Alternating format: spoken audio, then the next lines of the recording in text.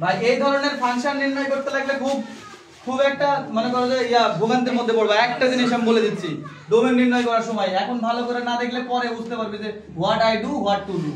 এখন দেখো -2, এখন দেখো এরকম ফাংশন যদি দেওয়া থাকে তাহলে এটার ডোমেন কত?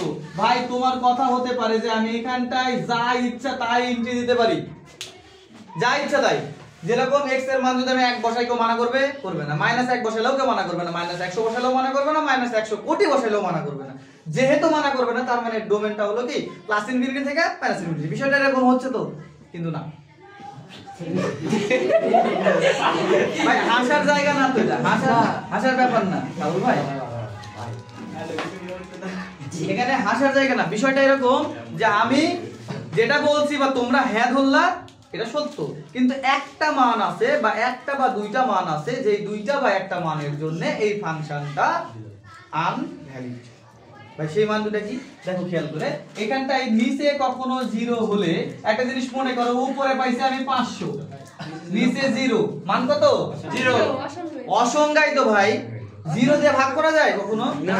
উপরে 0 হোক 50 হোক, ডবল 0 হোক 50টা 0 হোক কোনো সমস্যা নাই, কিন্তু নিচে একটা 0 হলে কি অবস্থা খারাপ। এখন নিচে 0 অবস্থা হলে খারাপ হলে আমরা একটা বুঝতে পারছি, হ্যাঁ আর্জেন্টি আমাকে যেতে হবে। তাহলে দেখো নিচে একটা 0 হওয়া মানে কি অবস্থা খারাপ, অসংজ্ঞায়িত, নির্ণয় করা পারবো না। তাহলে আমাদের নিচে কখন 0 হবে দেখো তো, x এর কিছু মানের জন্য নিচে কিন্তু 0 হতে পারে। সেই 0 মান বের করার জন্য আমরা একটা কাজ করব, সেটা হলো কত, এটা ইকুয়াল টু 0 বসাবো, মানে কত হলে 0 হবে। তাহলে x 2 ইকুয়াল টু কত 0, তাহলে x ইকুয়াল টু কত 2। তার মানে x এর মান যদি কখনো আমি 2 বসাই সেই মানটা কত হয়ে যাবে, নিচে 0 হয়ে যাবে। আর নিচে 0 হওয়া মানে এই ফাংশন নির্ণয় করা সম্ভব হবে না। আর এই ফাংশন নির্ণয় করা সম্ভব হবে না মানে ওই জায়গাটা থেকে ডোমেন কি 0, মানে ডোমেন 0 বলতে ওই জায়গাটায়, মানে এই 2টা ডোমেন হবে না।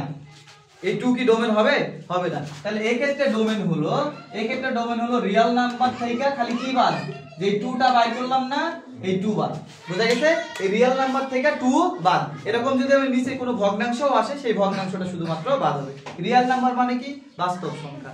বাস্তব সংখ্যা কি প্লাস মাইনাস সবগুলাকেই বলা হয়, শূন্য সহ সকল ধনাত্মক এবং ঋণাত্মক সংখ্যাকে বাস্তব সংখ্যা বলা হয়। তাহলে এই বাস্তব সংখ্যা থেকে খালি কি বাদ যাচ্ছে, 2 বাদ যাচ্ছে। তাহলে এই 2 ছাড়া বাদ বাকি সবগুলাই হলো ডোমেন। আবার এখানে ইনপুট করে দেখবো যে আমরা প্লাস ইনফিনিটি পর্যন্ত পাচ্ছি, মাইনাস ইনফিনিটি পর্যন্ত পাচ্ছি, তার মানে রেঞ্জ হবে -ইনফিনিটি টু +ইনফিনিটি। কথা ক্লিয়ার?